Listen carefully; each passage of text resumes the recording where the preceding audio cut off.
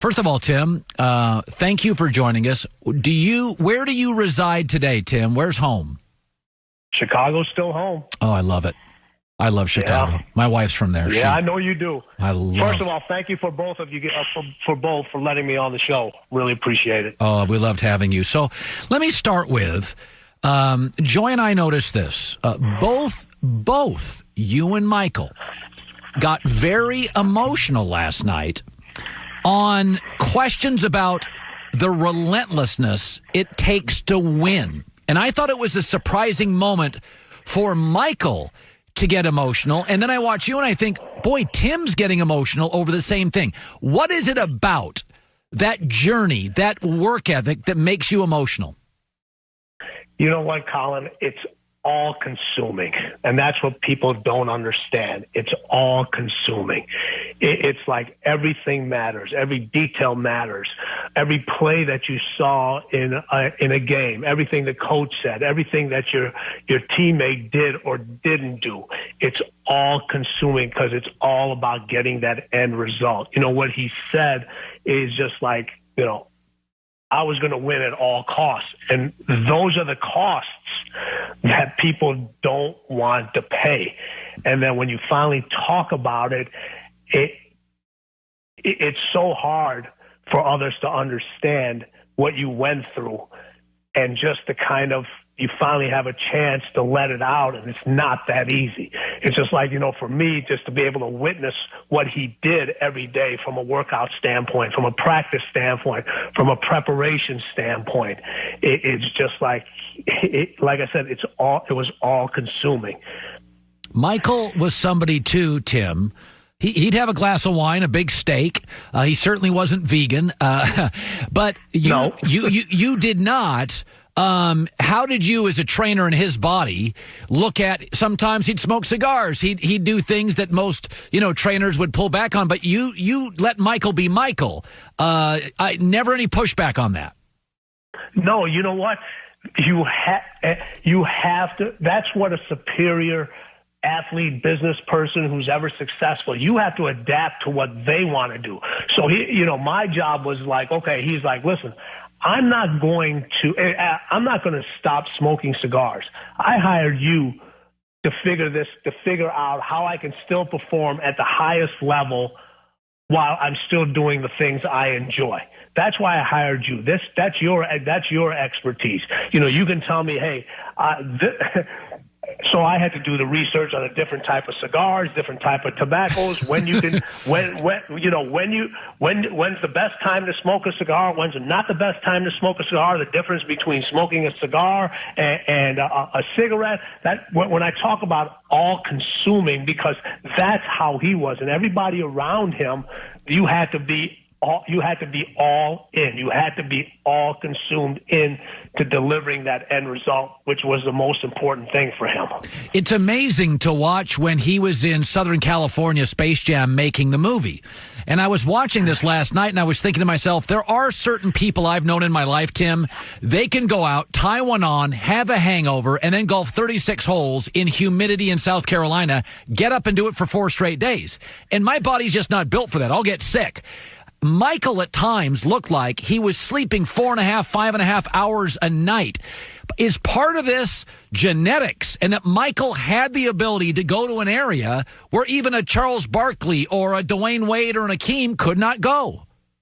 Yes, he definitely did. But, one of the things is as our relationship evolved, I was able to have more input. I was like, okay, Michael doesn't sleep much at night because, like you said.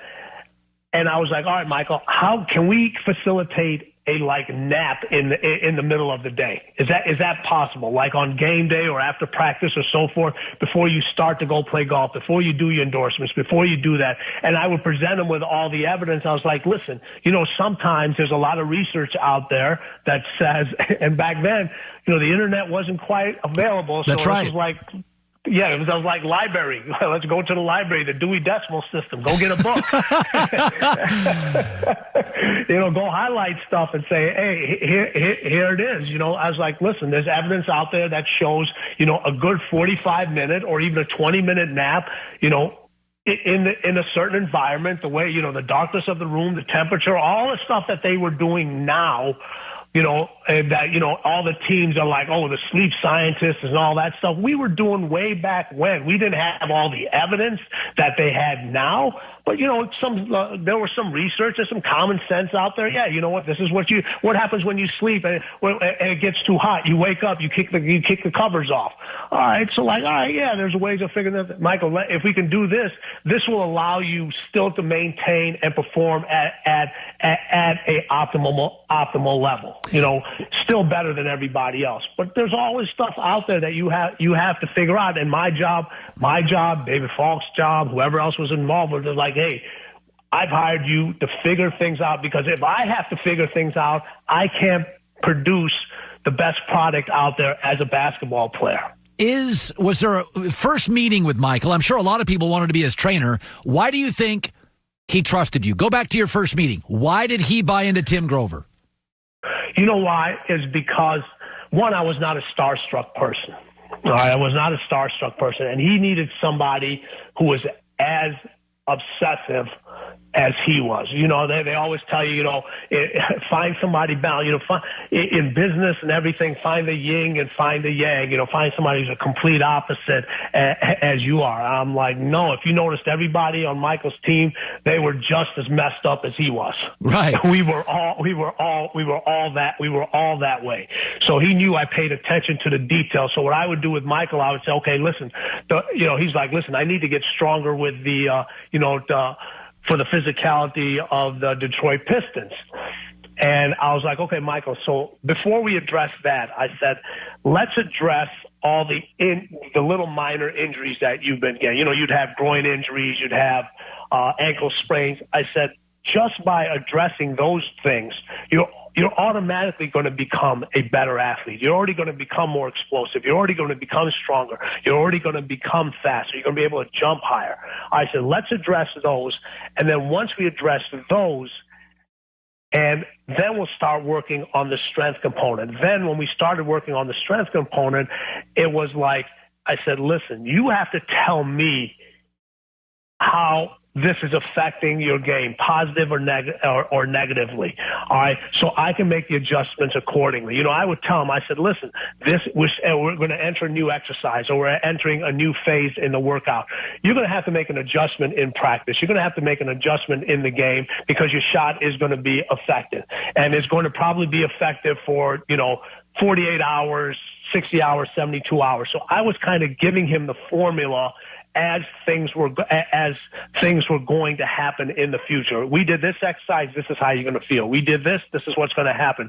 These are the adjustments that you need to make in order to bring this to where you want it to be. Was there a moment with Michael that he was in the best shape of his life?